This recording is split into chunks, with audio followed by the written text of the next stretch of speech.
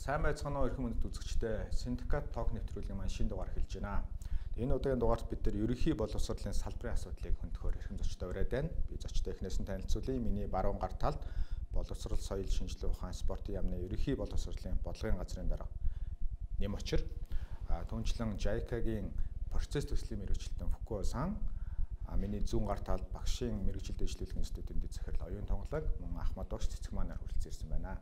Бид эхний асуултаа тавья. Одоо боловсрол гэдэг сэдв өөрөө маш өргөн сэдв. Сүүлийн үед бас их модонд ороод байгаа боловсрол хэрэгтэй хэрэггүй ч гэдэг юм уу, сошиал медиаар ялангуяа улс төртэй холбоотой. Тэгээд манай өнөөгийн ялангуяа ерөнхий боловсролын салбарын одоо систем ямар түвшинд байна? Асуудал юу байна? Нөхцөл байдлын шинжилгээ гэдэг талаас нь ярих юм бол та бүхэн яг өөрөө өөрсдөө хийж байгаа ажил талаасаа системдээ үнэлт өгдөг гэж. За баярлалаа. Тэгэхээр нэг гурван чиглэлээр бас энэ дээр ярих хэрэгтэй гэж бодож байна. Нэгдүгээр бол тогтолцооны хувьд. Тэгэхээр Монгол улс 2005-аас 6-онд 10-аас 11 жилийн тогтолцоонд. За 2008-аас 9 онд 12 жилийн тогтолцоонд гэдэг ингээд ойрхон тогтолцооны шилжилтүүд хийсэн. Ер нь ЮНЕСКОгийн холбоот улс орнуудад аваад үзэхээр 80-аас дээш хувь нь 12 жилийн тогтолцоотой байдаг. Тэгээд энэ нь бол эрдэмтэн судлаачдын үзэж байгаагаар хүүхдийг бол айлуулах бага наснаас нь бүр тэр дундаа 3-аас 5 наснд нь хүүхдийн тархины хөгжил хамгийн сайн явагддаг учраас айлуулах багаас нь хөгжүүлэх шаардлагатай гэдгийг эрдэмтэн судлаачид орж илрүүлээд энэ хүрээнд бол дэлхийн улс орнуудын энэ сургуульд хүүхд эсвэлэх нас 8, 7, 6, 5 гэх мэтлээ ингээ багасж байна. Хамгийн сүүлд гэтэл парант ус 3 настай эсвэлэх хууль гаргаж байгаа жишээ нь юм байна. Тэгэхээр Монгол улс ч гэсэн бас энэ өөрчлөлтийг бас дэлхийн улс орнуудын жишг чигнаалгаар хийгдсэн. За хоёрдугаарт нь бол хууль эрх зүйн орчны асуудал байгаа. За ер нь бол нэг Монгол улс чинь нэг 4-5 удаагийн боловсролын хуулийг баталж гаргасан. Хамгийн сүүлийн боловсролын хууль бол 2002 онд батлагдаж гараад одоо хүртэл ингээ хэрэгжээд явж байна. За ер нь яг ингээд эрх зүйн шинжилгээний 3 түвшинд авч үзэх боломжтой байна. Нэгдүгээрт нь бол 1991-95 оны үеийн эрх зүйн шинжилгүүд бол албан ба албан бус тогтолцоон шилжих. За дээрэс нь багш нарын мэргэжлийн зэрэг багш нарын нийгмийн баталгаатай холбоотой одоо энэ эрх зүйн шинжилгүүд бол энэ 91-95 оны үед бол эрчимтэй хийгдсэн бол 2001-2006 оны эрх зүйн шинжилгээг аваад үзэхээр энэ тогтолцооны шинжилгээ дагаад агуулгын өөрчлөлтүүд нэлээдгүй ингэж хийгдсэн. Сургалтын одоо тэр процесс үйл ажиллагаанд нэлээд өөрчлөлтүүд ингэж орсон байдаг. За 2010 оноос хойш бол дандаа бид нэр олон улсын жижиг чиг хандлагад нийцсэн олон улсын стандарт гэдэг энд нийцүүлсэн юм дэлхийн Монгол иргэнийг бэлтгэж чиглэсэн юм хөтөлбөрийн эрх зүйн шинжилгүүд ингэж явагдсан юм байгаа. Ер нь бол 2002 оны энэ боловсролын хууль батлагдсанаас хойш нийтдээ за энэ 18 оныг оруулаад үзсэн бол 24 удаагийн оролдлогоороо бид нар 325-6 зүйл залтыг нэмэлт өөрчлөлт оруулсан, шинжилэн хариулсан гэхээр маш их бас өөрчлөлтөнд орсон. Яг ингээд харахаар 2030 оны Монгол иргэн хэн байхаа гэхээс илүүтэйгээр өнөө маргаашийнхаа яг одоо үйл ажиллагааг зохицуулсан процедурын шинжтэй жишээл сургуулийн за одоо спорт залын хин түрээслэл, цайны газрын хин түрээслэлгүй ч гэдэг юм уу дандаа ийшээ чиглэсэн юм процедурын зүйл залтай өөрчлөлт их орсон байх жишээ юм эрх зүйн юм бас докторгүй байдал нэлээдгүй байна. Гурав дахь зүйл бол яхахгүй сургалтын хөтөлбөрийн шинжилгээ өөрчлөлтийг ярина. За ер нь Монгол улс түүхэндээ нэг 10 удаагийн хөтөлбөрийн шинжилгээ хийгдчихсэн. 1921-ээс 34 он, 34-ээс 45 он, 45-аас 55 он гэдэг өмнөх шинжилгүүдийг харахад дандаа л нэг тийм 10 жилийн циклтэй ийм шинжилгээ өөрчлөлтүүд хийгдчихсэн бол сүүлийн нэг 15-6 жилийн дотор бид нэр огцом 3 удаагийн өөрчлөлтүүд хийгдсэн. 5 жилийн давтамжтай нэг 6 жилийн давтамжтай нэг ингээд.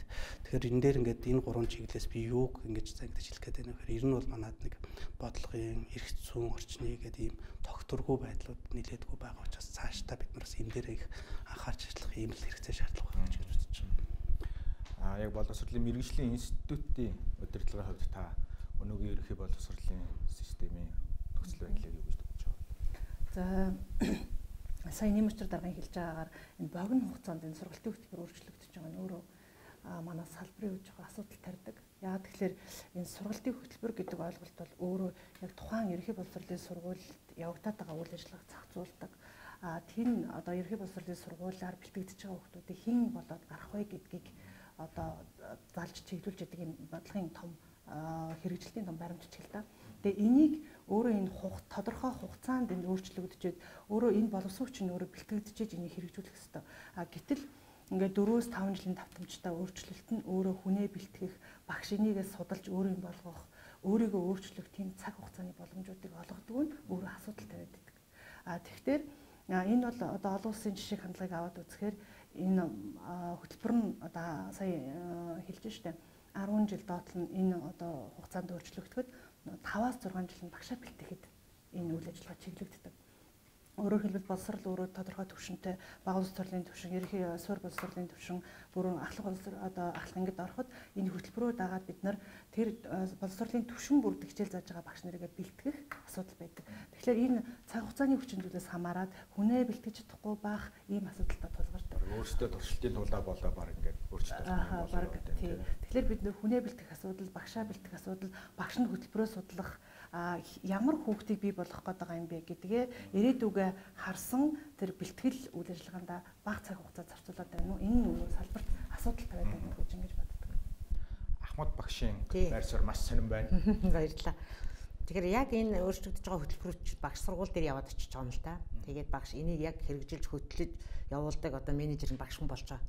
Тэгэхээр багш хүн өөрөө энэ өөрийнхөө гар дээр ирж байгаа энэ хүүхдийг хөгжүүлэх, энэ хүүхдийг төлөвшүүлэх, хүн болгох, энэ Монгол иргэн дэлхийн иргэн бэлтгэх гэж байгаа энэ хөтөлбөрийг чинь өөрийн болгох цаг хугацаа бас багш хүн хэрэгтэй байдаг байхгүй юу? Өөрөө ойлгох, тэр үтгийн хэл эцэг ихтэй ойлгуулах, нөгөө хөтөлбөрийг авч байгаа хүүхдэд ойлгуулах. Ингээд энэ гурван хүн ойлгож иж эхний ээлжинд ядаж хэрэгжиж эхлэмээр байдаг. Гэтэл энэ богино хугацаанд хийгдэж байгаа шинжилгүүд, энэ хөтөлбөрийн өөрчлөлтүүд маань тийм боломжийг бас багшд өгөх нь боломжгүй болчиход байгаа. Тэгээд тэрнээс болоод багш нар бас их бухимддаг байхгүй юу? Өөрөөсөө ойлгоогүй байж нөгөө хүүхдээ энүүгээр энэ жороор чинь хүн болгоно гэдэг чинь одоо ямар учиртай байна гэдэг ингээ бохомддог. Жаахан ажилт нь стресс үүсгдэг, ачаал үүсгдэг. За нөгөө багш сайн ойлгоогүй юм чи эцэг их бүрч мэдэхгүй. Үгүй энийг юм ч одоо ингээ яагаад данхан дахин өөрчлөгдөд идэг юм бэ?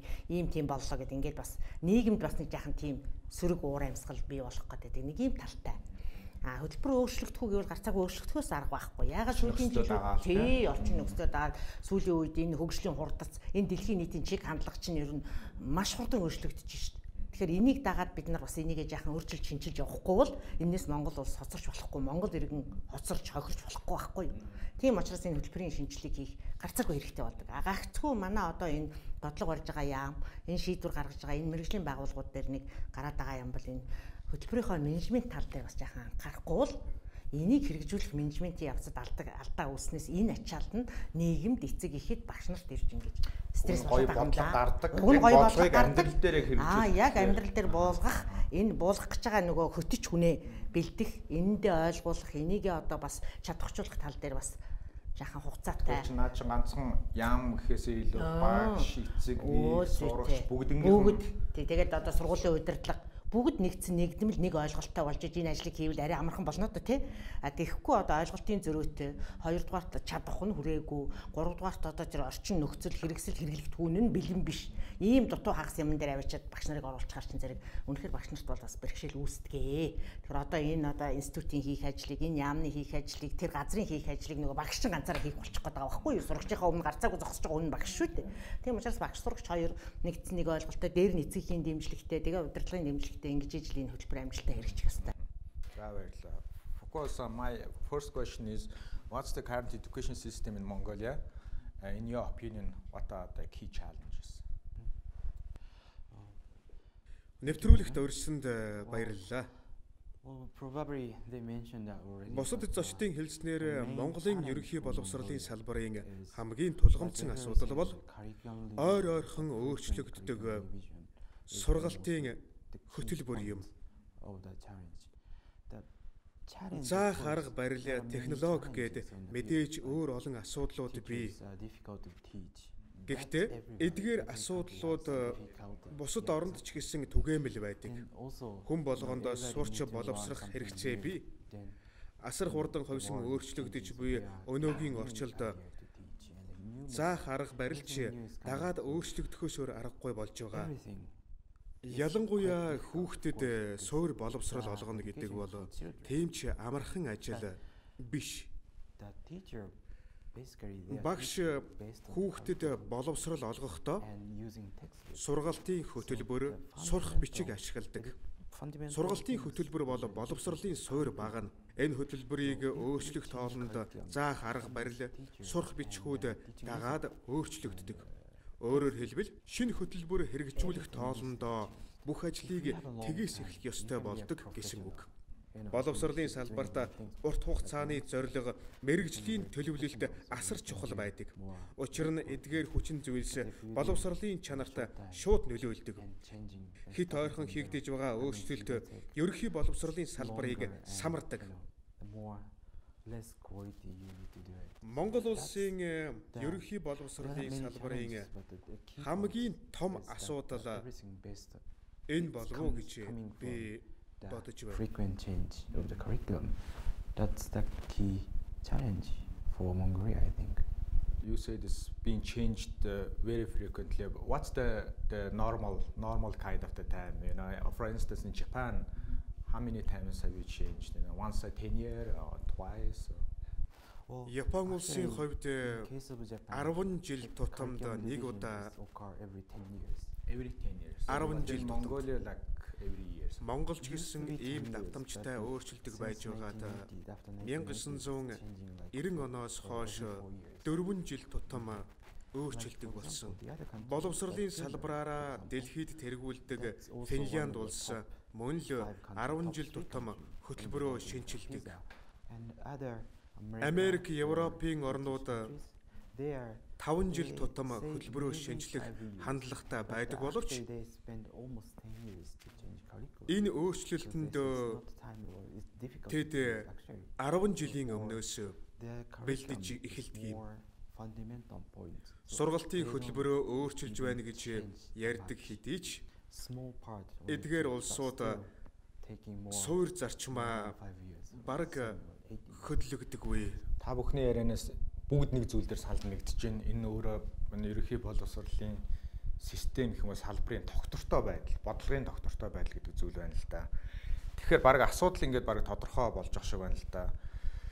Тэгээд хөтөлбөргээ сая манай энэ мэрэгчлэлтэн маань нэлээд онцолж дурдж байна. Сургалтын хөтөлбөр, боловсролын хөтөлбөр гээд тэгээд яагаад ингээд ойр ойрхон өөрчлөгдөд байгаа юм болоо. Одоо энэ Японд жишээ нь 10 жилд нэг удаа гэж юм те. Манад ингээ баг сая нэм асууцарга хэлснээр нэлээд ойр ойрхон өөрчлөгдсөн нөгөө баг улс төрөөс илүү докторгүй юм чи баг бол ерөнхий боловсрол салбарын энэ болчиход. Тэгэхээр мэдээж нэг шалтгаан байгаа ах те. Тэгэхээр гол шалтгаан нь яг юу вэ? Яг хоо ер нь бол өөрчлөлт шинжилт богинохон хугацаанд чанартай гэж бол мэдээж сайн л байх л та. Гэхдээ бид нэр өөрчлөлт шинжилтийг хийхэд тулд эхлээд бас өмнөх одоо явж өнгөрүүлсэн тэр замаа гэдэг юм уу судлах хэрэгтэй. Өөрөөр хэлбэл дараагийн 10 жилийн шинжилгээг хийхэд тулд өмнөх 10 жил минь ямар байсан бэ гэдэг. Өөрөөр хэлбэл тийм тодорхой арга зүй, аргачлалтай ийм байж хийхгүй бол тодорхой тийм арга зүй, аргачлал байхгүйгээр үгүй эн чинь болохгүй байгаа юм байна гэдэг ингээд сэтгэлийн хөөрөлөж юм уу ингээд шууд одоо тэр хүн одоо ямар нэгэн эрх мэдэлтэй хүн ч юм уу ямар нэгэн бодлогын төвчний хүн шууд ингээд хийгээд байгаад л бас нэлээдгүй учир байна. Боловсрол гэдэг бол өөрөө яг тэр хүний амьдралын чанар, амьдрах чадвараар илэрхийлэгддэг ийм л хэмжигдэхгүй гэж би одоо хөвгөний хувьд ойлгож байна л да. Тэгэхээр сургалтын хөтөлбөр гэдэг бол тэр хүн ямар амьдралын чанартай, ямар амьдрах чадвартай байна гэдгийг нь яг л өгдөг тэр жорн байхгүй. Тэгэхээр энийг хийхийн тулд бид нар зайлшгүй шинжлэх ухааны үндэстэй судалгаа тооцоотоо тэг хамгийн гол нь сая манай Ахмад багш хэлсэн нэгжзээр хэрэгжүүлэх тэр хүн мэдчихэж хийхгүй бол энэ бодлого боловсруулж байгаа нэг хүмүүс хийгээд за энийг хийгээд хийх юм бол мэдээж тэр хүнийг шууд хийж чадахгүй учраас бид нар эн чинь өөрөө ийм тодорхой давтамжтай, тодорхой ийм үе шаттай ийм зүйл шүү гэдгийг нэгдүгээрт нь онцолж хэлээд байгаа. Хоёрдугаарт нь хөтөлбөр гэдэг бол одоо юу гэдгийг зүгээр л нэг тэр 40 минутын хичээл ч юм уу нэг сарын бүлэг сэдв нэг хичээлийн асуудал ерөөсөө биш. Эний чинь сан сурагч байдаг, сургалтын хэрэглэгдэх хүн байдаг, үнэлгээ байдаг, багшийн арга зүй явж байдаг. Тийм болохоор энэ бүгдийг цогцоор нь хийх юмыг л бид нэр олж харахгүйгээр зүгээр л одоо ямар нэгэн үүдээ олон улсын стандартыг дураадаг ч юм уу эсвэл одоо юу гэдэг энэ болохгүй байна гэх ингээч гэдэг юм уу ийм зүйл биш учраас бид нар энэ дээр бас нэг тийм өрөвдөлтөд ингэж л хандах хэрэгтэй л доо. Яг одоо энэ хөтөлбөрийн энэ богино хугацааны өөрчлөлт би түрүүнээс хэлсэн нөгөө багшаа бэлдэж амжихгүй, багш нь өөрөө хөтөлбөрөө судалж амжихгүй байгаа нь асуудал тариад байгаа. Тэгэхээр зэрэг зүгээр олон улсын чиг хандлагыг харахаар сая манай Япон мэрэгчлэлтэй хэлж байна. 10 жилийн цикл эргээд дараагийн хөтөлбөр шинжилэгддэг тийм. Энэ циклийн явцад 4-5 жил багш руугаа ханддаг. Тэгэхээр тал хугацаанд багш руугаа хандж байгаа байхгүй. Яагаад тэгэхээр зэрэг тэр хөтөлбөрийг таниулах процессороор 1-2 жил явагддаг. Юу шинжлэгдээд байгаа юм бэ гэхээр тэр хөтөлбөрийн эцсийн үр дүн бол хүүхдээ бид нар ямар хүн болох гээд байгаа юм. Нөгөө улс орноо аваад явах гэж байгаа ирээдүгээ ямар чадвартай хүн болох гээд байгаа юм бэ гэдэг рүү хөтөлбөрийн үр дүн чиглэгдэж байдаг. Тэр үр дүнд хүрэхэд багш өөрөө тэрийг хөтэлдэг. Тийм ээ, сая манай ахын туг шилжиж штэ. Нэгждэр бид нар гол хүтчин болоод зогсож идэг. Тэр хүмүүс нь тэр багш нар болохоор энэ шинэ хөтөлбөр гараад ирлээ гэхэд хамгийн түрүүн агуулгын зөрүү арилгахаас эхэлдэг. Дээр нь ямар шинэ гүнзгий агуулга ороод ирж байгаа, ямар агуулгын өргөсөл ороод ирж байгааг мэд хэрэгтэй болчдөг. Тэгээ тэрнийхээ дагуу хөтөлбөрөө судлаад хүүхдэд тэрэн рүү хөтөлж явах хэрэгтэй болчдөг.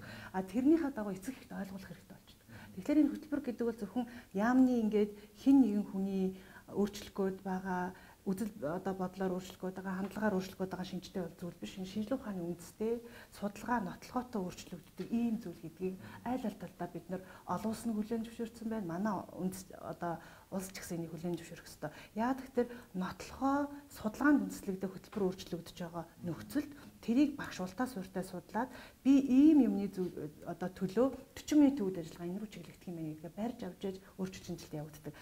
Манай нэгдүгээр асуулт маань тулгымцсан асуудал юу байна гэсэн учраас богино ийм хугацаатай байгаа учраас энэ рүүгээ бид нэр гүнзгий орж чадахгүй өнгөцхөн за энийг хийгээрэй гэдэг байдалтай явж байгаа учраас хөтөлбөрөө ойлгохгүй байх, хөтөлбөрөө шүүмжлэхтэй ийм асуудал байгаа учраас энэ дээр бэлтгэл гэдэг юм би хамгийн түрүүнд хэлгээд байна. Дараа нь мөн манай яг нэгжлэр хэрэгжүүлдэг багшийн гол хөндөд байгаа асуудал сурах хүчиг манай зөвлөхийн мэрэгчлэн ч гэсэн хэлээд байна. Багшийн ном сурах хүчиг хэрэглэгдэхүүнээ бэлдээгүй байгаад ингээд шууд оруулдаг нь өөрөө асуудалтай. Тэгэхээр олон улсын чиг хандлага бол энийг бүгдийг бэлдэж яагаад тэгээ багштай өөрийн болгочоод шинжилгээ хийхлээр үр дүнтэй болдог. Энэ зүйл дээр бид нар олон улсынхаа чиг хандлагыг дагаад өмнөх сургамж дээрээ суйрлаад нэлээд олдоо суурьтай хандах хэрэгцээ байна гэдэг юм дээр харагддаг. Тэгээ хөтөлбөр гэдэг бол өөрөө хаашаа явах вэ гэдгийг чиглүүлдэг гайд. Ийм л зүйл. Анхан шатны нэгжлэр ажиллаж байсан багшийн хувьд та энэ ойр ойрхон ингэж өөрчлөгдөж байгаа хөтөлбөр хэр сөрөг тусч ирсэн бэ? Ойр ойрхон хөтөлбөр өөрчлөгдөж байгаа шалтгааныг бид нар бас жаахан харддгийн. Юу гэж харддаг вэ гэхээр энэ манай боловсролын тогтолцоо тэр тусаа энэ боловсролын процесс маань ер нь бас их улс төрчж байгаа юм байна. Энэ улс төрчдөөс их хараат болж байгаа юм байна. Ер нь улс төржөөгөө салбарч Монголд бас олоход хэцүү болсон байна. Гэхдээ боловсролыг мэддэггүй хүн гэж бараг байдгүй. Гарч ирсэн нам за тэгээд бодлогын сайд хэн байдгийг тэд нар бүгд л боловсрол руу дайрдаг. Бараг нөгөө популистик сэдвүүн болсон. Бараг тэр сэдвүүн болсон. Нэгдүгээр. Хоёрдугаарт манай залгамж холбоо бас жаахан энэ улс төрөөс савлгаалж алдагдаад байдаг. Нөгөө өмнөх хөтөлбөрийг хийж боловсруулж хэрэгжүүлж явсан нөхдүүд дараагийн нам гарч ирээд засаг солигдоход байхгүй байвуур мартагдсан. Тэр газрын дарганч, аймаг нийслэлийн боловсролын газрын дарганч, тэр яамч, тэр үндсэндээ мэргэжлийн байгууллагууд нь ч тэр толгоонууд нь өөрчлөгдөж явчихдаг. Нэгээд энэ байдал нь нөгөө залгамж холбоог бас жаахан алдагдуулаад байдаг. Ойлцтын зөрүү бас улам ихсчдэг. Нэг 4 жилд нэг хөтөлбөр явж хэрэгжээл овоо нэг зүг чигээ олох гэж байтал чинь хүнээ бэлдээд л багшаа бэлдээд л ингээл за одоо ч болох нь дээ багш захирал хоёр нэг тийшээ харлаад гэж байтал нөгөө улсууд солигдохоор зэрэг ажил нурдаг. Тэгэхээр эн чинь бид нар нэг байшин барих гал нэг суур хийж итл аригч нэг ихний үед тоосго тавьж итл нөгөө тоосгонуудыг авч хаяад оронд нь болог тавиад эхэлдэг байхгүй. За энэ бол багшид маш их хүндрэл учруулдаг. Өөрөөр хэлбэл багш ч зүгээр тэр сайдыг энэ захирлыг харах уу, тэр менежерийг харах уу, тэр сайдыг харах уу, бүр тэр газрын даргаыг харах уу гэдэг болсон шүү дээ. Тэр хүн ямар шийдвэр гаргах нэгээл хүлээг сууждаг. Тэгэхээр ч багш хүн ажиллаа хийх боломжгүй болчихж байгаа байхгүй юу? За хин юу гэж хэлхий тэрийн тиймдээ гэд. Өөрийн толгойг болчихж шүү дээ. Ийм маягаар энэ багшийн ажлыг бүр ингээд салгардуулаад ирчихэж байгаа байхгүй юу? Бараг тэгвэл манай нийгмийн салбарын бараг тоглоом шоглоомч матууг хэлгээд хамгийн улс төрсөн тийм салбар бараг болсон. Ерөнхийдөө бараг болж байгаа байхгүй юу? Тэгэл хөрхи энэс эцэг хэн чиг багшийг загнаад л тэндээс дээрээс удирдлага наадах чинь бишээ энийг хийгээд л ингээл хөрхи ажлын самгардуулчихаар багш хүн бол төвлөрч юу нөгөө 10 жилийн бодлогын төвшөнд нөгөө барьж явах хөтөлбөрийг чинь мартчихаал нөгөө дараагийн хүмүүс таалагдах ажлыг хийж эхэлдэг байхгүй. Тэгэхээр эн чинь үнэхээр хүүхдүүдийг өстой нэг балаж хийж байгаа байхгүй. Би бол олон жил энэ багшийн ажлыг хийж энэ боловсролд тогцоох төвшний ажлыг хийж явлаа. Тэгээ энэ дээр хин хийх хамгийн их хохирдгоо гэхээр хүүхэд их хохирдгийг. Хүүхэд хохирно гэдэг чинь Монголын нийгэм өөрөө хохирд иргэнээ алдчихж байгаа байхгүй юу? Аль насанд нь ямар хүн болох хаа ингэ алдчихж байгаа. Тэгээ өнгөрсөн хойно 25 6 30 хүрсэн хойно энэ хүүхдүүд болохгүй, энэ залуучууд энэ нийгмийг авч явж чадахгүй нэг шашгараад яах вэ те? Бидний алдаа байна. Тэр одоо яг бидний асуудал яг нэг зүйлтэй зангидагдана. Яагаад тэгэхээр яг сая боловсрол шинжилгээ спортын сайдын 2018 оны 8 дугаар сарын 30-ны өдрийн тушаалаар хөтөлбөрийн менежментийн циклийн удирдамж буюу сургалтын хөтөлбөрийг боловсронгуй болгох аргачлал гэдэг зүйлийг бид нар баталж гаргасан. Тэгээ энэ хөтөлбөр бол энэ аргачлал бол ерөөсөө сургалтын хөтөлбөрийг нь боловсруулах, хэрэгжүүлэх, тэгээд хэрэглээ нэвтрүүлэх энэ бүх процедур нь дор хаяж 10 жилийн циклтэй байя гэдгээр ингэ батлаа гаргаж ирчих. Одоо өөрөөр хэлбэл энэ аргачлалыг батлахад одоо бид нар бол олон улсын туршлага, мэрэгжлийн хүмүүсийн зөвлөгөө зааврыг аваад ер нь бол зөвхөн Монгол улс шүү. Дэлхийн маш олон улсад ийм боловсрол нь улс төрөөс хамааралтайгаар ингэ савлдаг, богино хугацаанд өөрчлөлт ийм үзүүлэлтүүд байгаа. Тэгэхээр Монгол улс ямар ч байсан энэ алхмаа бол хийж чадсан. Одоо цаашдаа хин эрх мэдэлтэй нь гэдэг юм уу, хин дуртай шууд одоо сургалтын хөтөлбөртөө оролцдог ч юм уу, өөрчлөлтөг ч юм уу ийм асуудал аль болох гарахгүй эн чинь өөрөө ийм давтамжтай, ийм циклтэй, ийм зүйл байна шүү гэдгийг бол одоо бид нар хэрэгцсэн хувьд нь одоо сая оюун томлого захирлын ярьлаа, цэцэг маашгал ярьлаа, Бокосан ярьлаа энэ зүйлийг бол бид нар батлаад гаргаад ирж байгаа. Тэгээд одоо юу гэдгийг сая бол сүүлийн 3 жилийн дотор бол боловсролын салбарт маань 3 сая солигдлоо. Багш нар маань за энэ хүн гарч ирээд одоо юу гэж хэлэх болоо гэж одоо хүлээдэг, зүгээр хүлээдэг, хардаг болчихсон. Гэтэл бол яг бидний хийх ёстой ажил бол тэр нэгж дээр байгаа хүүхдтэй л хүрэх асуудал. Өөрөөсөө нийгэм өөрөө тэр хүмүүсийг ийм болгоод байгаа. Учраас бид нар бол цаашдаа за одоо 2012 оноос ихтэй цөм хөтөлбөр хэрэгжээд эхэлсэн.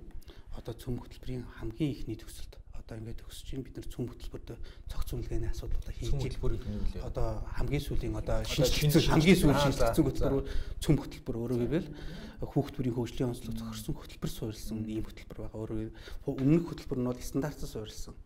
Өөрөөр хэлбэл хүүхд болгон химийн хичээл дээр ийм л болох ёстой гэдэг нэг төвшин тогтоогоод тэрнийхээ төлөө зорддог байсан бол сүүлийн хөтөлбөрийн шинжилэл бол хүүхд болгон хөгжлийн онцлог ялгаатай учраас өөрийнхөө төвшөнд дээшээ явж байгаа нь тэндээ хүрч сурна. Ийм төвшөнд байгаа. Энэ төвшөнд сурах нь энэ төвшнээ сурна гэдэг ийм хөтөлбөр суурилсан ийм шинжилгээ. Тэгээ одоо яг энэ сүүлийн шинжилсэн хөтөлбөрийн эхний төгсөлд бол одоо энэ хонд ингээ хийгдэж чинь бид нар энэ хөтөлбөртөө цогц үнэлгээ хийгээд энд юу нь болж байгаа. Юу нь болохгүй байна. Тэгвэл цаашаа бид нар яаж сайжруулах юм? За тэгвэл за Монгол хэл их хэлний хичээл дээр ийм өөрчлөлтүүдийг оруулъя хөтөлбөртөө. За энийг 22 оны 9-р сарын 1-ээс ингэж хэрэгжүүлнэ гэдэг. Энэ л бүх тэр аргачлал одоо тэгвэл 22 онд сурагчны юм болцсон байна. Үнэлгээний юм болцсон байна. Багш нар 21 онд энэ нэмийг одоо сурч мэдсэн байна. Багш нар бэлдээд одоо өөрөөр хэлбэл тэгээд за 22 онд сургалтын хөтөлбөр шинжлэх юм чинь ямар шат хандлага их мэрэгжлийн байгууллагууд ингээд бүгд уялдаж хамтарч ингэж ажиллана гэсэн. Тэрнээс гарч ирээд за одоо энийг заагаараа танай хөтөлбөр ингэсэн шүү гэдэг 8 сарын 15-нд хөтөлбөрөө өөрчлөөд 9 сарын 1-нд энийг хэрэгжүүлээ гэдэг юм байхгүй болно л гэсэн юм. Гэхдээ ийм эрсдэл байгаа юу? Наа чи яг л бидний хүсэж байгаа юм байна шүү дээ. Тэнгүүд одоо яа 20 онд ч одоо сонгуул нь боллоо шүү дээ. Тэгээд хин чин дахиад нэг шин сайд гарч ирэнгүүтээ саяны баталсан юмыг хуулийн өрөөнд цуцлах зөрчих тийм бүр ирэхгүйгээр ингэж та бүхэн баталгаажуулж чадсан уу? Энэ бол яг боловсрол сурталчилгаа спортын сайд өөрийнхөө төвшөнд ер нь ийм байх хэрэгтэй юм байна гэдэг одоо тэр бодлого тушаа шийдвэрээ гаргасан энэ асуудал. Шинэ сайд гарч ирээд өөрчлөх эрсдэл байгаа гэсэн үг тэгэхээр магадлал. За яг хөө тэр бол гэхдээ энэ бол өөрөө ийм үндэс суурьтай Монгол улсын хөгжил тусгаар тогтол аюулгүй байдалтай холбоотой асуудал учраас ийм юм байх ёстой гэдэг юм мэдээж эрдэмтэн судлаачид маш том баг судлаад 2 жилийн хугацаанд бид нар судлаад ингээд баталгаажуулаад албачуулаад одоо бидний энтэй холбоотой маш олон үе шаттай сургалтууд за эн чинь зөвхөн одоо юу гэдгийг үндэсний хөтөлбөрөөс гадна сургуулийн хөтөлбөр энэ нэм чинь нэгж дээр буухаараа сургууль дээр буухаараа яаж явах юм сургууль өөрөө хөтөлбөрөө яаж боловсруулах юм гэд ингээд яваад ирэхээр хүссэн хүсээгүй дадал хөвшил болоод явах зүйл учраас энэ дээр бол ямар нэгэн байдлаар хинч гарч ирсэн бид нар өөрсдөө өмнөх ажлаа хийцдэг болох ийм шин юм гарч ирэх харагдаж байна. Жишээлбэл одоо сая манай Бокосон байна 1946-аас 2006 он хүртэл Япон боловсролын хуулинд ганц ч гар хүрээгүй. Магадгүй Японы боловсролын хуулинд сургалтын хөтөлбөр 10 жилийн циклтэй байна гэдэг тийм зүйл заалтж байхгүй. Энэ ерөөсөө хөвшил дадал болсон зүйл, соёл болсон зүйл. Тэр энийг л бид нэр хөвшүүлж төлөвшүүлэх гэж ихний алхмаа хийж одоо энийг ингээд сургаад дадгаа сургууль дээрээ буулгаад ингээд явчих юм бол ер нь цаашаа энэ бол бидний хинээрч хилэлтгүй дадал хөвшил болсон зүйл маань л болох байхаа гэж харж байна. За баярлалаа. Of course, my second question was you mentioned a lot about curriculum and why a curriculum matters and also what needs to be changed, why we are going to change the existing curriculum. So what are the key advantages? Then why JICA, Japan is helping on this. Why you are here? Actually. Well, basically why curriculum Сургалтын хөтөлбөр маш чухал. matters. Боловсрол бол хүн төрлөختний суурь хэрэгцээ. Бид цаг үргэлж шин зүйл сурч байдаг. Сурсан хэрээрээ уйлдэл үзүүлдэг. Нийгмээрээ сурч хөгжсөөр байгаад бид өнөөдрийн өндөрлөгт хүрсэн. Нэлээдгүй өндөр боловсрол эзэмшсэн хүмүүс та бид энэ ширээнд өнөөдөр ярилцаад сууж байна. So I think so. Боловсролын үр шимээр та бид өсөн хөгжиж тэр хэрээр нийгэм цогцолдог. Ийм учраас боловсрол хүн төрлөختөнд байх ёстой зайлшгүй зүйл мөн. Харин сургалтын хөтөлбөр гэдэг нь боловсролын үндсэн концепц юм. Би энэ жишээг хэлэх дуртай.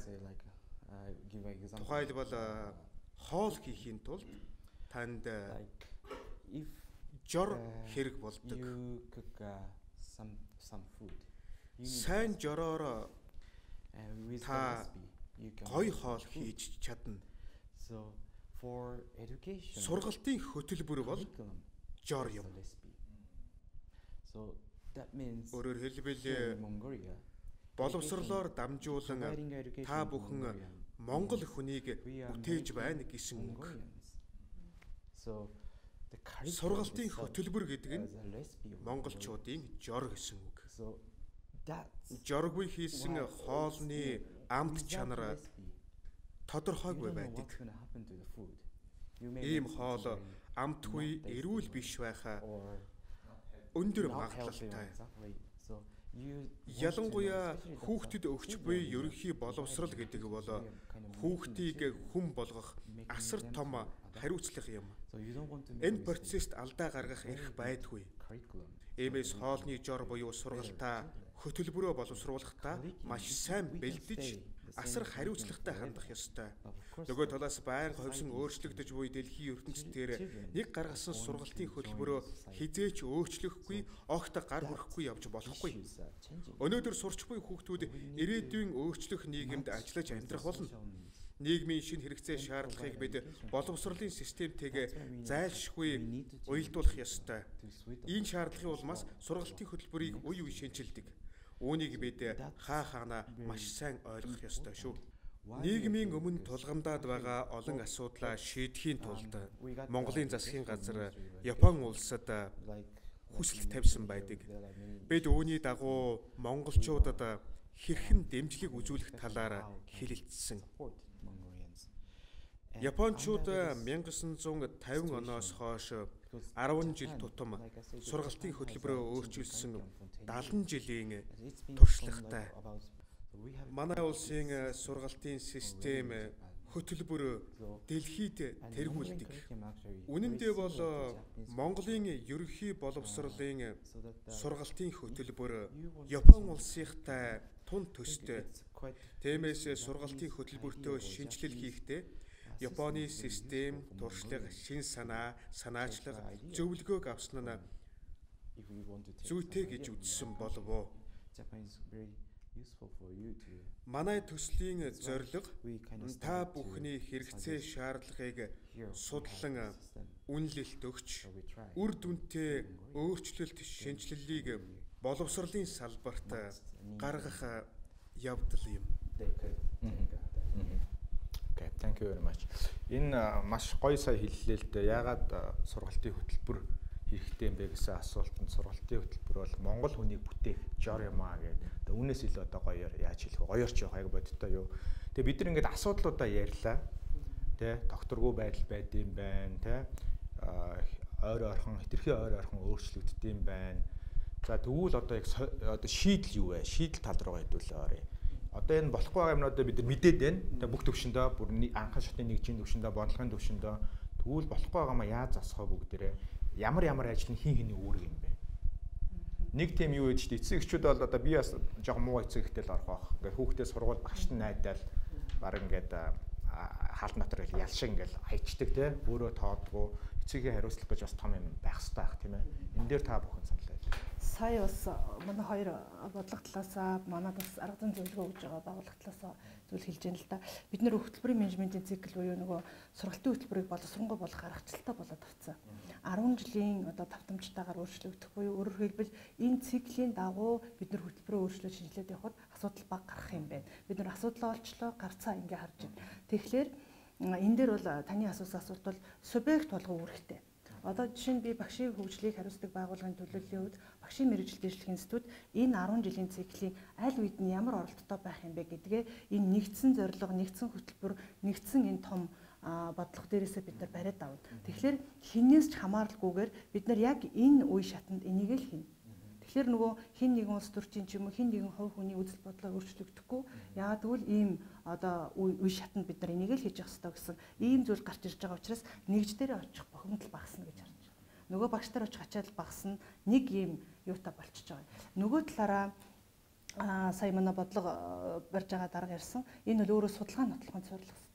Тэгэхээр эцэстээ дараагийн хөтөлбөр шинжлэхдээ бид нар яагаад энэ хөтөлбөрөө 10 жилийн дараа өөрчлөх болох юм бэ гэдгээ хүүхдийнхаа чадамж, ур чадварыг харсан сургуулийн амжилт үнэлгээ хийж агаад за тэгвэл бид нар энэ дээр нь өөрчлөлтөө явуулах юм бэ. Энэ тал дээр манай багш нар алдаад байгаа юм бэ. Энэ дээр нь давгүй явуулаад байгаа юм бэ. Энэ дээр нь багшаа тавтан бэлтэх юм байна гэдэг чиглэлээ бид нар барьж гарч ирэх. Тэгэхээр энэ дээр энэ одоо 10 жилийн циклийг хийхэд ганцхан одоо JK-гийн тусламжтайгаар бид нар ингээ хөтлөөд явцсан юм биш. Энэ дээр мэргэжлийн 3 байгууллага оролцоо маш их байсан. Боловсролын хүрээлэн одоо боловсруулах талдаа ийм оролттой байх юм байна. Институт нь хэрэгжүүлэх төвшөндөө ингэх юм байна. Боловсролын үнэлгээний төвшин, үнэлгээний одоо байгууллага үнэлэх төвшөндөө буюу эргэж хөтөлбөрөө сайжруулахад биднэрт фидбек өгөх байгууллага юм байна. Ингээд мэргэжлийн байгууллага оролцоотой өөрөөр хэлбэл энэ үе шатанд Монгол улс тэр чигээрээ системээр хөдлөх ийм одоо нэгдсэн зорилго бодлоготой болж ирж байгаараа энэ бол том шийдэл гэж ингэж харж байна. Тийм байна. Багшийн хувьд та ялангуяа би өсөж байгаа эцэг эхчүүдэд зориулаад та яг сайн зөвлөгөө өгөхгүй бол. Тэгэхээр саяны хүмүүстэй би санал нэг байна. Байдал бол тодорхой болох нь тийм ээ. Өөрөөр хэлэх юм бол ямар хоол хийх вэ гэдгийг багш мэдэх нь шүү дээ. А ямар материалаар хийх вэ, ямар жороор хийх вэ энэ гэдэг тодорхой болчихоор зэрэг нөгөө тоогооч маань хоолоо хамттай сайхан хоол хийхэд юу хэрэгтэй гэдгээ мэдээд өөрөө тохируулгаа хийгээ тий. Порцийн тааруулаад донж маягийг нь олоод ингээд сайхан хоол хийч таарнаа да тий. Тэрнтэй адилхан багш хүн бол энэ бүх материал хэрэглэгдэхүүнээ ингээд өөрийн болгоод эзэмшээд өөртөө одоо ингээд ур чадвар болгож суулгаад ингээд ажиллахад бол өөрөө ажилдаа их урам зоригтой болно. Өөрөө ажилдаа дуртай болно. Өөрөө хүүхдтэй хайртай болно. Тэр хийсэн хоолнодоо тоогооч хүн чинь хайртай байна үстэй тий. Тэрийг хүмүүс амтрахын идчихвэл бүр дуртай байна.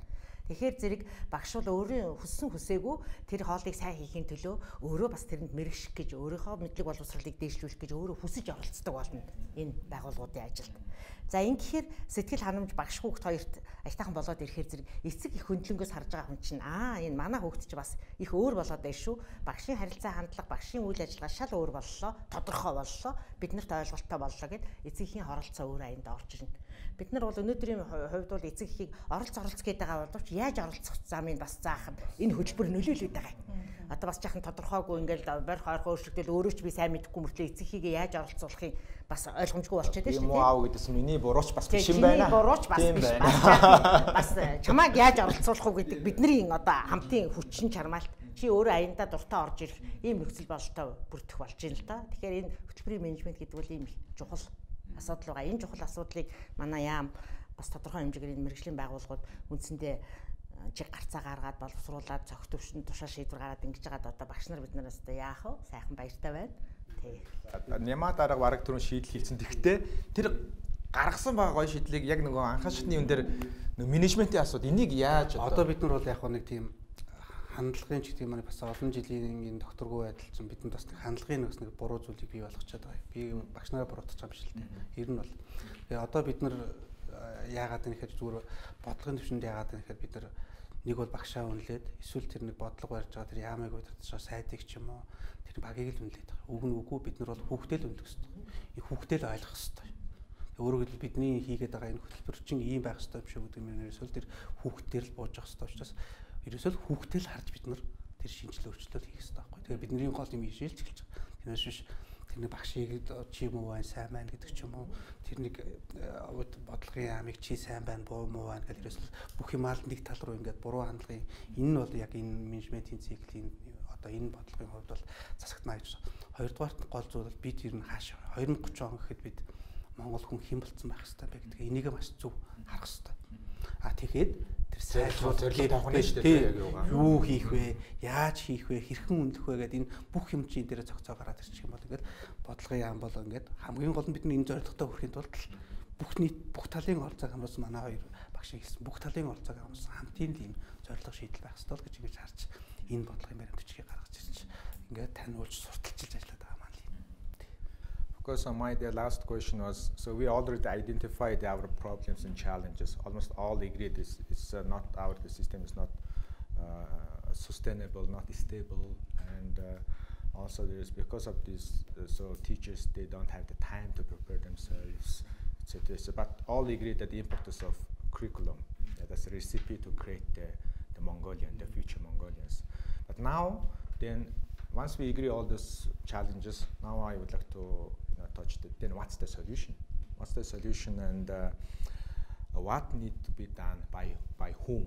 There are lots of stakeholders, parents, teachers, professional institutions, and the government, and what are their roles? Хүн бүр хүүхдээ хайрлаж, хамгийн дээд анхаарал халамж тавьж, хамгийн чанартай боловсрол эзэмшүүлэхийг зорддог. Ерөнхий боловсролын салбарын олон асуудлыг бид хөндөж ярьснаас хөтөлбөрийн удирдлагын асуудлыг бүгд онцоллоо. Хүүхдийн хүмүүжил суралцах чадварыг хөгжүүлэхийн тулд боловсролын системийн хаана нь ямар өөрчлөлт хийх ёстойг бид хэлэлцэж байна. Энэ тэргуунд бид хүүхдийнхээ хэрэгцээ шаардлагыг судлах ёстой. Нөгөө талдаа багш нар асар ачаалалтай ажиллаж байна. Мөн сургалтын хөтөлбөрөө богино хугацаанд ойлгоод хэрэглэхэд хүндрэлтэй байна. Нэмээд сурах бичгийн чанар асуудлыг хөндөх ёстой болно. Ингээд цогцоор нь харахаар манай хүүхдүүд одоогийн сургалтын арга барил хөтөлбөрөөс эрдэм мэдлэг авч чадаж байна уу? Хэрвээ чадахгүй байгаа бол бид сургалтын арга барилаа өөрчлөх ёстой. Бусад мэргэжлийн институт ч гэсэн ийм байдлаар үнэлгээ хийж үйл ажиллагааны процессоо харах хэрэгтэй.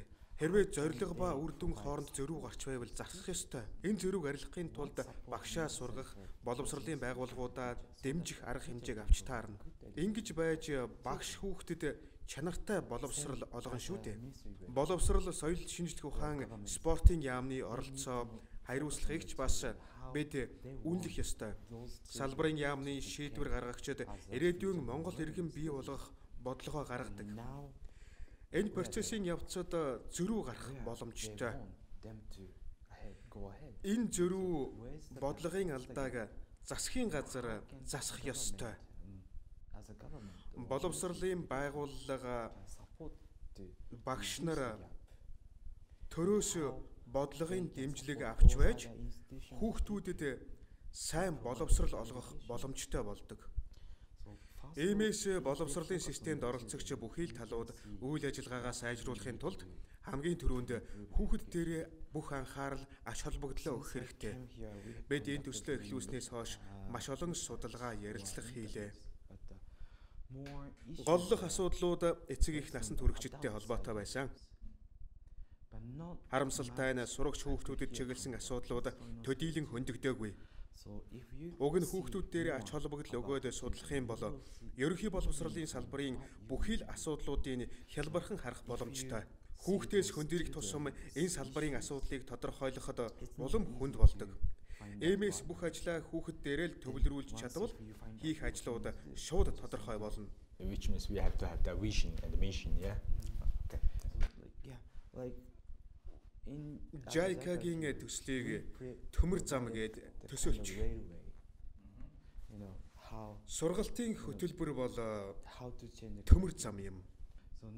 Бид төслийн зорилго энэ замыг зөв чиглүүлэхийн тулд ямар арга хэмжээг хэн авах ёстойг зөвлөж байгаа. Энэ төмөр зам дээр нэгэнт гарсан л бол хүүхдүүдийнхээ ирээдүйн төлөө урагшаа хөдлөх ёстой болдог. За манай нэвтрүүлгийн цаг маань ингээд дуусах гэж байгаа юм байна. Тэгээ сүүлийн юм бэ асуултаа та бүхэн тавья. Дунд нь асуудлаа тодорхойллоо. Яг ингээд шийдлүүдээ бас яриад бүгдээрээ санал нэгдэж, эхнээсээ бодтой ажлууд хийгдээд эхэлсэн байна. Тэгээ яамн дээр. Тэгэхээр миний асуулт юу вэ гэхээр одоо хизээ бид нэр энэ хүсэж байгаа зориод байгаа энэ зорилготой хүрэх болоо. Хизээ бид нар энэ магтаад байгаа Япон шиг те ерхий боловсролын системтэй болж юм чанартай мундаг хүмүүс бэлтгэх бол хэдэн он гэж хүлээх үү? Миний хүлээл. Тэгэхээр яг энэ нэвтрүүлгийг үзээд иргэд маань боловсролын яам дахиад сургалтын хөтөлбөрөөр шинжлэх гэж байгаа маань гэж битгий ойлгосоо. Энэ бол хөтөлбөр шинжлэх гэж байгаа асуудал огт биш. Энэ бол одоо энэ хөтөлбөр боловсруулж байгаа явц арга механизмын мал боловсронгуй болгож шинжлэх ухааны үндэстэй тооцоо судалгаатай болгож ингэж гаргаж ирж тавьж байгаа юм а бид нар бас өнөөдөр ярилцаж бас яаж авч явах вэ гэдэг ингээд ярьлаа. Гэхдээ бол бид нар одоо яг 2012-аас 13 оны хичээлийн жилээс эхлээд бид нар одоо яг хэрэгжиж байгаа цөм хөтөлбөрийн шинжилэл хийгдсэн. 12-аас 13 онд баг боловсрол гэдэг 13-аас 14 онд суур бүрэн дунд гэдэг үе шатаа шинжилгээтэй явсан. Одоо бол бид нар яг энэ зүрх цогц шинжилгээ хийж байна. 19 оны 1-р хуулиарт бол яг энэ цөм хөтөлбөр дээр ямар сайжруулах, засан сайжруулах зүйл байна. Цаашаа аваад явах зүйл байна. Тэгвэл цаашаа одоо яаж бид нар энэ хөтөлбөрөөр улам сайжруулж авч явах вэ? Дараагийн одоо шинжилэл өөрчлөлт, сургалтын төлөвлөгөөнд орох өөрчлөлт гэх юм уу, судалж байгаа хичээлийн тоонд орох өөрчлөлт яах вэ гэдгийг бол бид нар энэ үнэлгээ гарчсны дараа яг энэ циклийнхаа дагуу одоо бид нар гаргаж шít.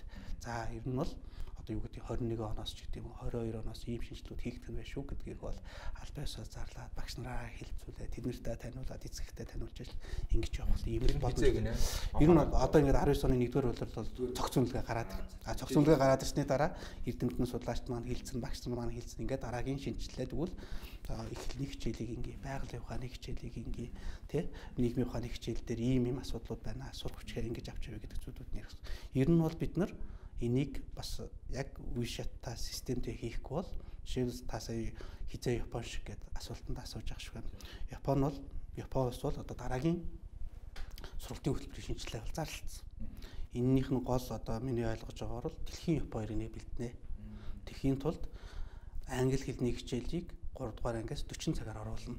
Мэдээлэл технологийн хичээлийг 4 дугаар ангиас 50 цагаар оруулна ч гэх юм ингээд зарлалцж байгаа. За тэгээд магадгүй одоо энэ 2 дугаар ангийн хүүхд дараа жилээс 3 дугаар ангид орохдоо энэ хичээлийг үзэх тэгвэл нөгөө 3 дугаар ангидаа судлаагүй 4 дугаар ангийн хүүхд нь энэ агуулгын зөрүүг хэдэн жилийн дараа аваад энэ 2 12 дугаар анги төгсөхдөө ижлэхэн болоод төгсөх юм байна. Бүх агуулгын зөрүү юмнуудаа ингээд тооцоод гаргаж зарлцлаа. Энэ шиг л бид нар одоо юу гэдгийг өнөөдрөөс эхлээл энэ шинжилгээ өөрчлөлтөө хийгээл ингээд явахгүй бид нар хоцрол байна. Нэг нь гарч ирсэн л 4 жилийн цагт энэ одоо энийг ингэж хийгээл ингээд туршаад авах юм бол бид нар хийзээш энэ одоо хөгжиж байгаа орнууд ч гэх юм уу. Энэ Монголын улсын ирээдүйн хөгжил гэдэг бол өнөөдөр энэ сурч байгаа хүүхдийн боловсролын асуудал учраас энэ төр бид нар ийм л цогц ингээд ийм судалгаа тооцоотол арга хэмжээ авах ёстой л гэж ингэж харж. 90 оны эхний үйлдвэрлэлд наад үнэлгээ гараад ирэх нь бол барыг дахиад хэдүүл юм нэг. Өөрөө яагаад үнэлгээ хийж ин гэдэг нь тэг үнэлгээ хийж ин би ярианы ихэнд хэлсэн. Өөрөө гэвэл өмнөх 10 жилээр бид хараад шүү дээ. За бид нар 12 оноос хойш ингээд 6-7 жилд энэ хөтөлбөрөөр явчлаа. Юу болбол гэдэг бид нар урагшилж хараад байгаа. Ингээд энийг эргэж харчаад за тэгвэл одоо ингэя гэдэг дараагийн алхмууд тэгээд нэгждэр болох энэ юмнууд л яг энэ баталсан аргачлалынхаа дагуу явна л гэж ингэж ойлгох хэрэгтэй. Та хоёрын энэ бүх ярьж байгаа өөрчлөлт шинжилгээний үр дүнг хизээ яг бодтой хүртэн хүлээлттэй байна. Тэгэхээр одоо шууд он хэлгээд хэцүү л дээ. Боловсрол өөрөө процесс үүдэг. Тэгээ энэ боловсролын үйл ажиллагаа бол яг хүний хөгжлийн үе шаттай их холбоотой байдаг. Тэгэхээр одоо би бодож сууж байна л да. Энэ жил 12 дугаар анги төгсөж байгаа хүмүүс 2000 онд төрсэн хүмүүс байна тий 18 настангууд. Тэгэхээр би ягаад одоо фокусон хэлсэн чинь хүүхдээ харж шинжилгээ хийгээч хүүхдээ харж одоо алхмаа гэж. Тэгэхээр бид нар эцэстээ бидний боловсролын үйлчлэгээ авч байгаа хүмүүс хүүхэд буюу эцсийн хэрэглэгч бол хүүхэд үүдэг. Тэр бол ингээд улс орныг аваад явах гэж байгаа ирээдүй бэлтгэгддэг. Тэгэхээр тэр тухайн нийгэмд тухайн улсад амьдрах гэж байгаа хүүхдэд ямар чадвар шаардлагатай юм бэ гэдгийг одооноос бид нар тооцоолох хэрэгтэй. Тэгэхээр сая манай нэмэгчээр дараагийн хэлж штэ. Хүүхэд бол одоо тодорхойгүй 90 зуунд амьдрах гэж 21-р зуун гэдэг бол биднээс маш олон ур чадварыг шаардах гэж. Тийм учраас Япон 3 дугаар ангиас 4 дугаар ангиас тэр хичээлүүдийг одоо оруулаад явж байгаа байхгүй. Тэгэхэд 20 онд шинжилгээ хийнгээ зарлчаад 2050 онд амьдрах хүнээ одоо тооцоолоо явж байна. энд амьдрах хүн ийм чадвартай хүн байж аж улс орондоо тэмцэн дэлхийн иргэн болно. Тэгэхээр бид нар тэгж урагшаа харах хэрэгтэй. Өмнөхөө харна, урагшаа харна. Урагшаа харахын тулд бид нар би одоо багшийг хөгжүүлдэг салбарын хүний хувьд багшаал бодож сууж байна. Тэгэхээр бид нар 2000 оноос хойш төрж байгаа хүүхдүүд одоо нөгөө дижитал 90 зууны хүүхдүүд 2015-аас хойш төрж байгаа хүүхдүүд айлба дижитал дэрний хүүхдүүд болдог. Тэгэхээр бид нар өөрсдөө хэдэн оны хүн блэ? Тэгэхээр бид нар тэр хүүхдүүдийн хөгжлийг даваад хөгжих, тэднийг яг заахгүй чиглүүлэх, хамт хөгжих тийм одоо орон зайд ирж байна. Тэгэхээр 21-р зуун бол хамтын зуун буюу хамтдаа хөгжих зуун байна. Тэгэхээр тэнд одоо амьдрах чаа хүүхдүүдийг бид нар тийм чадвартай болгохын тулд багш өөрөө тийм чадварыг эзэмших хэрэгтэй болоод эцэг хий тэрлүү хөтлөх болно. Тэгэхээр тийм хүүхдийг бий болгож байгаа юм чи эцэстээ ингээд бодохоор хүүхэд гэдэг бол айл гэр аз жаргал байдаг. Тийм чадвартай хүүхэд бол айл гэрт аз жаргал авчирна. Аз жаргалтай гэр бүл бол сайн сайхан нийгэм рүү хөтөлдөг учраас эцэстээ нэгэн хүний боловсролын асуудал ирээдүг Монголын ирээдүг рүү хөтлөгдөг учраас бид нар одоо энэ 10 жилийн цикл бол 2030 20 онд ирээдүйд бид нар Монголд амьдрах хүүхдүүдийн төлөө хийгдэж байгаа ажил учраас хэн нэгэн хувь хүнээс үл шалтгаалаасаа гэсэн учраас одоо сайд тушаалаараа 10 жилийн циклээ батлаад энэ бол өөрөө шинжилгээ ухаан мэрэгжлийн байгууллагуудын төвшөнд хамтарч хийж байгаа ажил учраас би үр дүн гарна л гэж харж байна. За баярлалаа. Цэцэгмаа гişаа энэ ингээд 2050 онд Японы зорилгоо тодорхойлсон байна шүү дээ. Би бас юу уншиж илээ тэгсэн байсан нөгөө техник технологи хөгжөөд компьютер хиймэл оюун ухаан энэ төргээд тун удахгүй багшийн ажил байхгүй болох юм гэдэг нэг юм яриад байсан. Одоо яахан болоо. Тэгэхээр сая өөрөө чинь түрүүний асуусан тэр одоо энэ үр дүн хизээ гарах вэ гэдэг дээр бас санал хэлмээр санагдлаа.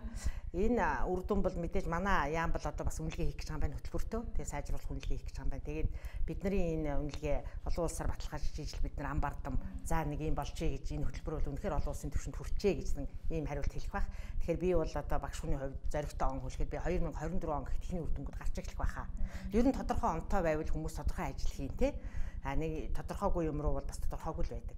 За хоёрдугаар таны асуусан тэр багш хэрэгтэй юу гэсэн чи би нэр ажилгүй болчих юм болов уу гэж багш хүн ажилгүй болох юм болов. Энэ бол тийм биш бах. Яагаад гэвэл хүн гэдэг бол хүнтэй харьцаж нийгэмшдэг, хүншдэг. За энэ хүншхийн одоо илэрлүүд нь зүгээр мэддэг чадгаасаа илүү харилцаа, хандлага, ёс суртахуун, үн чанар энэ бүх юмнууд бол ганцхан байгаль дээр байгаа бүх амьд биетүүдээс хүндэл байдаг гэдэг. Тэгэхээр энийг хүнээр дамжуулж хийхээс өөр арга байхгүй. Тийм учраас энэ процессын төлөвшдөг ялангуяа ерөнхий боловсролын сургуулийн нас бол үнэхээр багштай байхаас өөр арга байхгүй. За энээс цааш магадгүй тий хүн амьдралаас хэрэгтэй чадваруудаа жишээлбэл сая дарга хэллээ. Тим чадварууд хэрэгтэй хүнийг ажилд авна гэхэд тэр чадваруудыг өөрөө нөгөө суралцах чадварын тусламжтайгаар аваад явах байх л та. Тэгэхээр бид нар энэ дээр EBS дээр бидний гол анхаарах юм бол тэр суралцах чадварыг төлөвшүүлнэ гэдэг дээр өстой үнэхээр хүч чармаалтай нэгэн дуугаар хийж төлөвшүүлэхийн ажлыг хийгээд өгчих юм бол тэр хүн насан туршдаа суралцсан.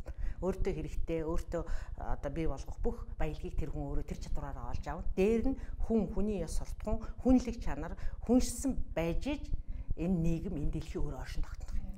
Тийм учраас багшуул ажилгүй болохгүй л гэж би бас билэнтэй нэм итгэлцэн гэж бодож бууж өглөө. Of course, my last question. When will Mongolia have a Japan standard education system? I say Монгол хүн Япон хүн шиг болохыг хүсээд болж чадахгүй. Боловсролын систем сургалтын хөтөлбөр мөн адил. Яагаад гэвэл монголчуудад Япон хүн шиг байх шаардлага байхгүй. Монгол орон, монгол хүн бусдаас ялгагдах өөрийн өвөр мөц онцлогтой. Тиймээс Япон, Англи, Америк, Орос эсвэл Хятадыг дуурайх хэрэггүй. Монгол гэдгээрээ үлдэх хэрэгтэй. Үүний тулд маш сайн судалгаа хийх ёстой. Бид юуны төлөө хаашаа явах вэ гэдгийг томьёолох хэрэгтэй. Япон улс боловсролын тогтолцооны олон жилийн баялаг түүхтэй, дэлхийд нэртэй мэргэжлийн институттэй үнэн. Энэ мэт дэлхийн бусад улсуудын сайн жишгээс арга аргачлал, мэдлэг, ур чадварыг судлан Монгол боловсролын тогтолцоог өөрсдөө хийх нь зүйтэй. Боловсролын системийн зорилгоо тодорхойлно гэдэг нь Японыг гүйцэх эхлэл нь гэж ойлгоорой. Япон стандартыг шууд битгий хуул эсвэл Япон шиг болох гэж бүх хичээ. Та бүхэн юу хүсч юунд тэмүүлж байгаагаа л эхлээд сайн тодорхойлох ёстой шүү. Боловсролын системийн зорилгоо тодорхойлно гэдэг нь Японыг гүйцэх эхлэл нь гэж ойлгоорой. Олон жилийн найрсаг харилцаатай Япон улс JICA төсөл та бүхнийг энэ зорилгод хүрэхэд нь тусалж дэмжинэ.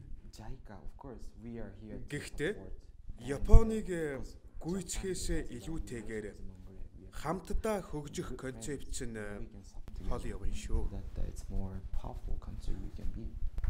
Basically, you are saying that you can't make Mongolian barbecue with the Japanese sushi recipe. Okay. Thank you very much. За ингээ нэвтрүүлгээ би товчхон дүгний маш хэрэгтэй сонирхолтой ярилцлага хийлээ. Тэгээ та бүхэнд маш их баярлалаа. Тэгээд миний яг онцолж хэлэх зүйл бол бид нар ялангуяа боловсролын системд алсын зорилго тэгээ Япон сая хэлж 50 он гэхээр Япон хүний бүтээх зорилгоо одоо эхэлсэн байна. Бид нар тийм зорилго хэрэгтэй юм байна. Тэгээ тэр зорилготой өрөх рецепт буюу жор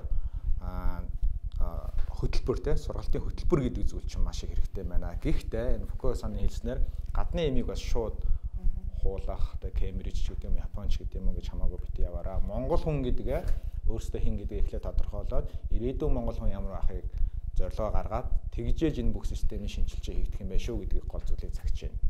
За баярлалаа та бүхэнд.